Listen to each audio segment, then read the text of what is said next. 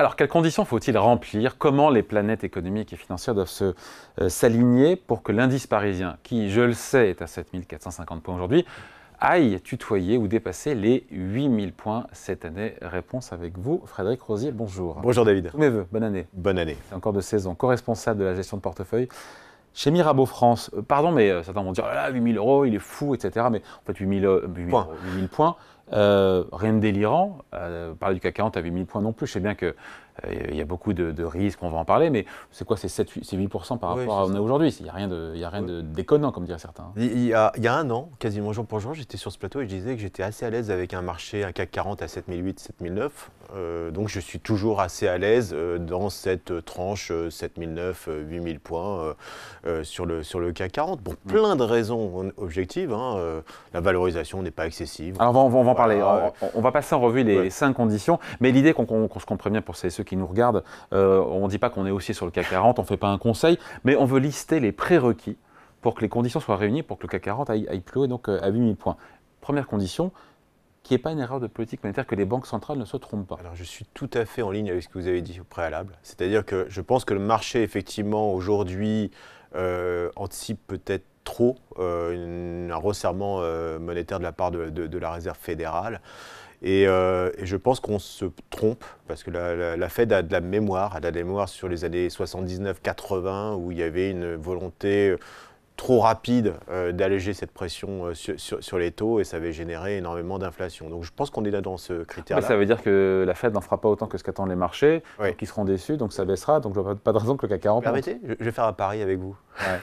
Je pense que le point haut devrait intervenir, du marché du CAC 40 devrait intervenir vers le 19 et 20 mars, c'est-à-dire Fed, réunion de la Fed du 19 ou 20 mars. Donc je pense qu'on est haussier jusqu'à présent, et je pense que la réunion de tous les dangers, c'est à peu près ce point de rendez-vous qu'a donné finalement le marché avec la Réserve fédérale, c'est-à-dire commencer à amorcer une baisse des... Qu'elle ne fera pas selon vous? Qu'elle ne fera pas. Je pense que c'est trop tôt. Et donc je pense que la déception et le risque majeur qu'on a sur l'objectif des 8000 points... Si on les touche, c'est d'ici 2 mois et après c'est mort. Je pense que c'est d'ici le 20 mars, pour être précis. Après, ça risque d'être compliqué. Je pense qu'on va être dans une incertitude. De toute façon, le marché est monté avec la hausse des taux. Il est possible qu'il baisse aussi avec la baisse des taux. Donc, le marché est monté avec... Ah oui, bon. Ah oui, tout à fait. La montée et les records se sont faits sur la hausse des taux. Et force est de constater, depuis qu'on a ce point pivot, on est un petit peu à plat, on tourne autour des points hauts qu'on avait déjà connus quasiment il y a un an, au mois de mars de l'année dernière. Donc voilà, c'est un vrai risque. Donc pour moi, effectivement, on va sur ces niveaux hauts, mais fin mars, on a quand même des zones de danger, que ce soit à la fois avec la Fed, mais également avec la BCE. C'est l'alpha et l'oméga. Quelque part, j'ai dit il y a 5 conditions, mais celle-là... c'est la mère de toutes les conditions? C'est la seule. De toute façon, on l'a vu, qu'on soit en situation d'inflation, de conflit, on voit que finalement, la seule chose qu'on regarde aujourd'hui dans nos métiers, c'est la Banque centrale et les taux directeurs. Donc oui, c'est l'alpha et oméga de... Ah non, il y a les marges aussi. Alors ça c'est aussi... c'est une condition, ça. C'est une condition majeure, puisqu'on est sur des pics de marge, que ce soit aux États-Unis ou en Europe. Alors, pour plein de raisons, il y a eu...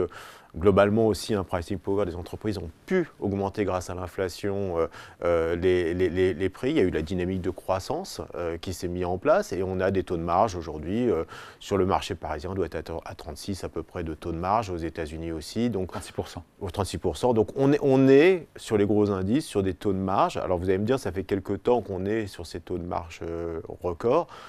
Voilà, le risque, effectivement, c'est qu'on soit dans ce point un peu pivot où on est dans l'incapacité d'augmenter encore les prix, avec encore une pression à la fois sur les salaires, même si ça se calme quand même, et sur les matières premières, et là aussi ça se calme un peu. Donc il faudra surveiller quand même ces points de marge, puisque ça peut être vraiment le risque majeur quand même pour les entreprises. Bon, 2 grosses conditions, les marges et ce que vont faire les banques centrales. Après, il faut quand même que la Chine... puisse relancer un peu vraiment son économie aussi dans les conditions? Oui, ça ne vous a pas échappé, finalement, lorsqu'on regarde les anticipations de l'année dernière, que ce soit par le FMI, la Banque mondiale et ainsi de suite. globalement, l'Europe et les États-Unis ont tenu la cadence, en tout cas, étaient assez proches de ce qu'on attendait. Le seule zone finalement qui a déçu, c'était la Chine, avec une reprise qui s'est arrêtée quasiment du jour au lendemain au deuxième trimestre de l'année dernière. On est sur un taux de croissance qui tourne autour des 5. L'année prochaine, on sera peut-être 4,5. Et on l'a vu, l'impact direct pour les entreprises, c'était le secteur du luxe qui a été impacté par ça quand même, avec des craintes sur la consommation chinoise.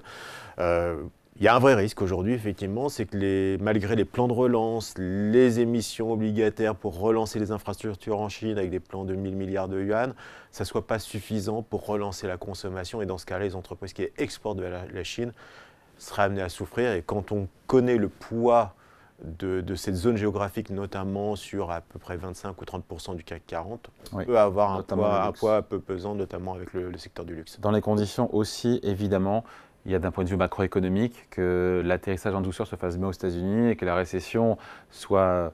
qu'il n'y ait pas de récession en Allemagne, en Europe, et qu'on ait voilà, une croissance anémique, mais qu'on n'aille pas au-delà. Oui, c'est ça. En, en Allemagne, on acte aujourd'hui une contraction d'activité, donc on va dire que si on est entre le moins 0 quelque chose et l'équilibre sur l'Europe, ce n'est pas très gênant, notamment si on commence à amorcer une décrue des taux d'intérêt. Aux États-Unis, pour l'instant, ça semble être validé, on est plutôt sur un soft landing. Ce que n'aime pas le marché, c'est vraiment un scénario de récession et avec des prix qu'on n'arrive plus du tout à tenir, donc ce qu'on appelle une stagflation. Donc là, c'est le risque majeur sur les marchés. Tant qu'on est dans ce scénario-là, pour l'instant, qui est le cas, il n'y a pas de risque majeur. Donc il faudra quand même surveiller, bien sûr, les dynamiques de croissance, les dynamiques d'inflation, qui vont être aussi des caractères très importants sur la dynamique de hausse des marchés. Ouais, et on finit avec une condition, évidemment, mais on n'a pas la main dessus, la géopolitique. Si elle s'en mêle, ça peut empêcher effectivement le CAC 40 d'aller 8 points. Alors je vais être un peu moins négatif sur les élections d'hier sur Taïwan, parce que lorsqu'on regarde le parti en place et qui a le pouvoir aujourd'hui, c'est une victoire un petit peu en trompe-l'œil, puisque c'est une victoire à 40%, et jamais dans l'histoire depuis 20 ans, le parti anti-chinois n'a eu aussi peu. Et lorsqu'on regarde même derrière les partis qui prônent plus une discussion avec la Chine, là on a vraiment une montée. Alors il y a peut-être une histoire de taux de participation, mais voilà, ça laisse peut-être le temps au dialogue avec les Chinois, parce qu'il va falloir trouver aussi une majorité du côté de Taïwan. Donc ça, c'est pas forcément des résultats si mauvais pour un dialogue renoué. Donc on va voir ce qui se passe dans les prochains jours, mais c'est possible qu'il y ait une fenêtre. Et après, il y a les États-Unis. Les États-Unis, ça c'est beaucoup plus embêtant. Je reviens des États-Unis, j'ai trouvé qu'il y avait un pays qui était vraiment en train de se séparer, une sorte de sécession au sein des États-Unis entre le camp démocrate et républicain, avec une violence dans les discours, dans les meetings qui est très fort, avec la problématique migratoire qui prend le dessus, avec la problématique même quasiment des factions les plus intégristes, je dirais, ou en tout cas nationalistes, de vouloir s'armer même. Donc là, c'est vraiment inquiétant, parce qu'on peut imaginer l'hypothèse d'un dérapage. Donc il faudra quand même être extrêmement vigilant. On sait qu'on a la problématique notamment de 2 États sur lesquels Trump est pour l'instant en forme d'impeachment, en tout cas il ne pourrait pas se présenter.